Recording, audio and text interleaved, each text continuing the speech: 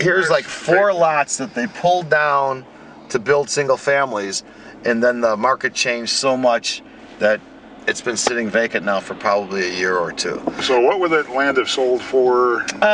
It probably traded for between $450 and $500 a parcel, and right now it probably would still trade for that, except there's no pent-up demand for it because everybody's scared of chancing the market's going to take it since we have such a supply of homes. Now, like this house here, 1729, with that old siding and in its shape.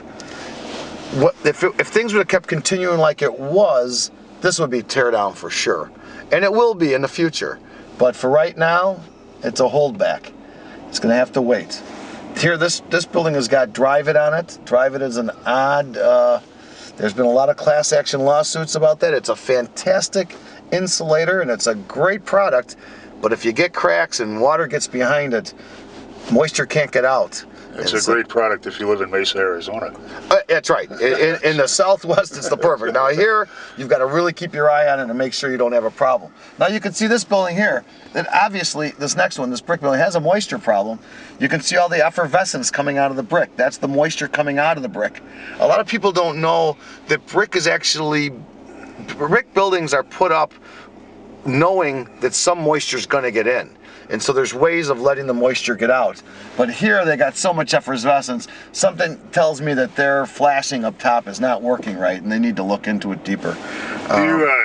Do you find because Bucktown boomed so much that there are quite a few construction problems here? Well, I think that there were a lot of things when Bucktown first started that got done without, let's say, the supervision of the city, no permits. And yes, I think there was some of that going on, and there are some places that are a little odd as far as design and everything else.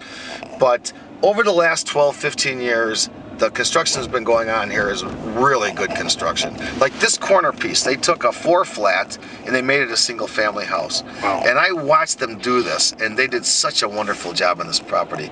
And I'm not a big fan of painting brick, but they obviously used a brick paint that really worked. Now we're going to come down here and see before we pass, there's one of the great things about Bucktown is you still have some of the corner taverns. The corner taverns, well, I got excited and I wanted to show you Club Lucky, which I can't say enough positive things about this Club Lucky. It's an institution in Bucktown. It's an institution, and I'll tell you what, I came over here, I asked them to give me money for whatever I've asked them for, they've given me. This Jim Higgins, who runs this place, is a really solid guy. He's been fantastic, or they all have been fantastic for the community. Now we're going to come in here to those houses you were talking about that Gand had built. So again, I mean, you could see this is very eclectic. You've got a brick, beautiful big single family, then you've got a frame brick, 2 flats.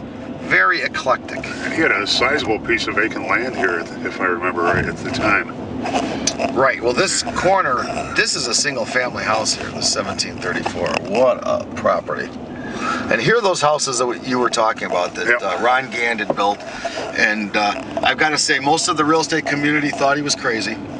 Well, he was crazy. Yeah, he was crazy, but you know what? It takes visionaries to really make it. Here's a property that a good friend of mine in my office, Art Colazzo, and his partner John Goldman, CG Development, they developed this property, and they did a wonderful job in these units. And that's lofts or? Yes, they're lofts.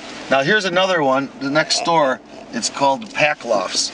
This was a very successful development in Bucktown. It's brought a lot of nice people to the community. See, now we're running into that Bloomingdale Trail again. That's what we were calling that viaduct there. Is anything ever going to happen? It is going to happen. We've got some challenges with it. What it is, it's a 3-mile trail.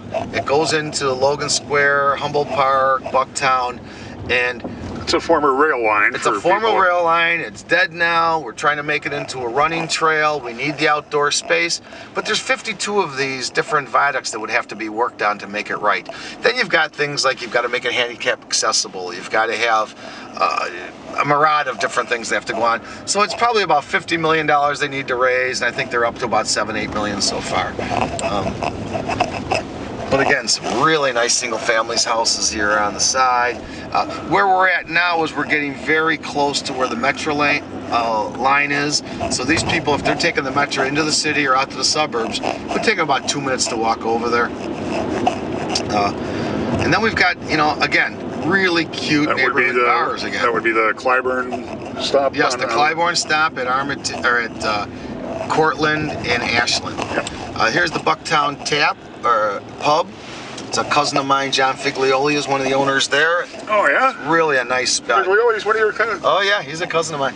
And here, this Jane's. Jane's is just a fantastic place in Bucktown. Is that John Figlioli, who I've leased a couple of my office spaces from? Yes, that's John, he's done a wonderful job in commercial real estate, and I've actually used him as a mentor to help me with any questions I have. This Cortland Garage, really good people that own that. Brian and his brother, and they do a terrific job in Bucktown. Now, we do have some parks. One of the parks that my daughter absolutely loves is on this block, Marshfield Park, and I really am appreciative to the city that they've taken a real effort to upgrade all of the parks in Chicago, at least on the north side. And they do a beautiful job when they do it too. They do a beautiful job, and they also attach a dog park, which I think is so important. Again, we've got so many people here with dogs, and they're so important to them. So there's Marshfield Park. Yeah, so here's the dog walking, and here's Marshfield Park. They took down the baskets. They didn't want, I guess they thought that they brought in too much riffraff. Let's not talk about why they took down the baskets. Yeah, exactly. But here's more lofts. These were some of the early lofts in Bucktown, the Marshfield lofts over here. Exactly, 1720, the Marshfield lofts. Art, what was his name? I can't remember. Here's a beautiful school. You can see the old-time architecture on the Chicago Public Schools are just terrific.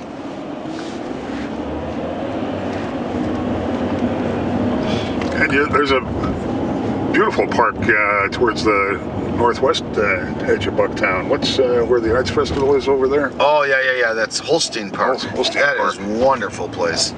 And boy, do they use it when it comes to that festival. That festival has grown. And you know, it's really helped to put Bucktown on the map, its connection with all the artists. And that is one of the sad things that happens when the gentrification happens.